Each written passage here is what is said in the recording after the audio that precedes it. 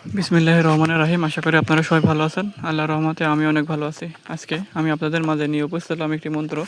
সেই মন্ত্রটি হলো শত্রুকে অগ্নিবাণ মেরে বোবা করার মন্ত্র। হ্যাঁ, ঠিকই শুনেছেন। আজকের মেন টপিকটা হচ্ছে শত্রুকে অগ্নিবাণ মেরে বোবা করার মন্ত্র। এই মন্ত্রের মাধ্যমে আপনারা যারা আছেন যে অগ্নিবাণ মারতে চান বা শত্রুকে বোবা বাণ মারতে চান, তাহলে আজকে এই মন্ত্রটি আপনাদের জন্য। এই অগ্নিবাণ একবার প্রয়োগ করে, ঠিক আছে, আপনার শত্রুকে আপনি সারা জীবনের জন্য বোবা করে রাখতে পারবেন। এর আগে যারা অনেকে কাজ করছেন, অনেক তন্ত্র মন্ত্র সাধনায় বা অনেক বানে কাজ করছেন, কিন্তু শত্রুর উপরে কোনো প্রভাব খাটছে না। আপনারা চাইলে এটা একবার ব্যবহার করে দেখতে পারেন। আল্লাহ রহমত করলে ইনশাল্লাহ আপনারা সাকসেসফুলি হবেন। তাই এখন আর কোনো কথা না বলে মন্ত্রের মেন টপিকে ফিরে আসা যাক। মন্ত্রতে কীভাবে কী কাজ করবে সেটা বলতে একটু মনোযোগ সহকারে শুনুন। সামনে যে মন্ত্রটি উপস্থিত করেছি সেই মন্ত্রটিকে সর্বপ্রথম জাগ্রত করে নিতে হবে। জাগ্রত করতে হলে পাক পবিত্র অবস্থায়, ঠিক আছে, পাক পবিত্র অবস্থায়, ঠিক আছে, আপনি যে কোনো দিক মুখ বসে নির্বিড়ি 108 বার পাঠ করে জপসিদ্ধি করে নেবেন। জপসিদ্ধি করা হয়ে গেলে পরে আপনি মন্ত্রটি প্রয়োগ করতে পারবেন। প্রয়োগ করার পূর্বে অবশ্যই আপনাকে পাক পবিত্র অবস্থায় প্রয়োগ করতে হবে। আর যারা আমার চ্যানেলে নতুন আছেন অবশ্যই আমার চ্যানেলটিকে সাবস্ক্রাইব করে আমার চ্যানেলের পাশে থাকবেন, কেননা এমন ধরনের সকল তন্ত্রমন্ত্র আমি আমার চ্যানেলে আপলোড করে থাকি, যেটা কোনো না কোনো কাজ ইনশাল্লাহ আপনার লাগবে। কীভাবে প্রয়োগ করবেন সেটাই বলছি, মনোযোগ সহকারে শুনুন। এটি প্রয়োগ করতে হলে পরে শত্রুর চেহারা স্মরণ করে আপনাকে একটি পুতুল বানাতে হবে, ঠিক আছে। পুতুল বানাতে হবে, পুতুলের নাক, কান, চোখ, গাল সবই দিতে হবে আপনাকে, ঠিক আছে। শত্রুর চেহারা মনে করে বানাতে হবে। এটি আপনি মাটির তাদেও বানাতে পারেন, ঠিক আছে। মাটিতে বানাতে পারলে সব থেকে ভালো হয়।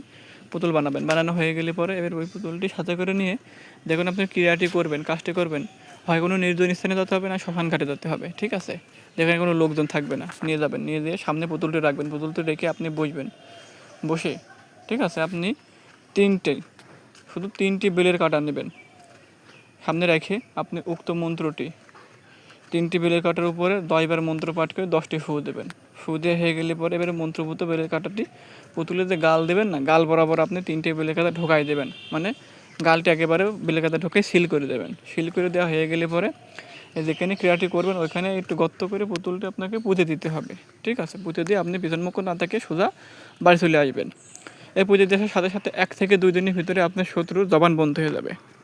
সে কোনো কথা বলতে পারবে না, হঠাৎ করে তার এরকম সমস্যা হবে, সে কোনো কিছু বলতে পারবে না, কোনো কিছু কাউকে বোঝাতে পারবে না। এক কথা, জন্মগতভাবে মানুষ যেরকম বোবা হয়ে যায় সে সেরকম বোবা হয়ে যাবে।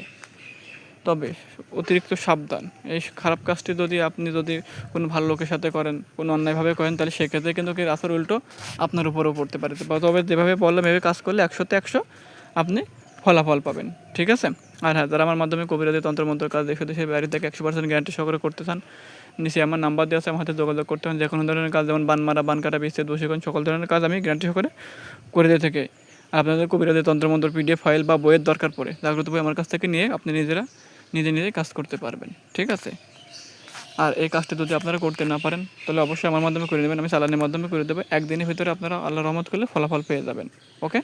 এখন এই কাজটি করুন কারো যাদের চারদিকে শত্রু আছে, যে শত্রু আপনার উপরে মিথ্যা সাক্ষী দিয়েছে, বা যে শত্রু আপনার মিথ্যা সাক্ষীর উপরে আপনার জীবন ধ্বংস হয়ে গেছে, যে শত্রু আপনার ক্ষতি করার চেষ্টা করে, এখন আপনি চান সাধারণভাবে তাকে কোনো শাস্তি দিতে, ঠিক আছে, তাহলে পরে এটি কাজ করতে পারেন। আপনার শত্রুর জবান বন্ধ করতে পারেন। শত্রুর জবান যদি একবার বন্ধ হয়ে যায়, সে বুঝতে পারবে যে মানুষের সাথে অন্যায় করে কী সে ক্ষতিটা করেছে, ঠিক আছে। তাহলে অবশ্যই এটি কিন্তু কোনো ভালো মানুষের উপরে প্রয়োগ করা যাবে না। আপনার শত্রু যে শুধু তার উপরে প্রয়োগ করবেন, তবে অন্যায় হবে না। আপনি যদি খুব সংকটে না পান তবে এটি ব্যবহার করে না করে ভালো, কারণ এটি একটি খতরনাক বিদ্যা, যা একবার প্রয়োগ করলে কিন্তু এর ফলাফল আপনাকে নিতে হবে অবশ্যই। কারণ প্রত্যেকটা মন্ত্রর যে প্রয়োগ করবে তার ফলাফল তাকেই বহন করতে হবে। বুঝতে পারছেন আশা করি। সবাই ভালো থাকবেন, আপনাদের সাথে দেখা হবে অন্য একটা ভিডিওতে। সবাই ভালো থাকবেন, ঠিক আছে। আল্লাহ হাফেজ।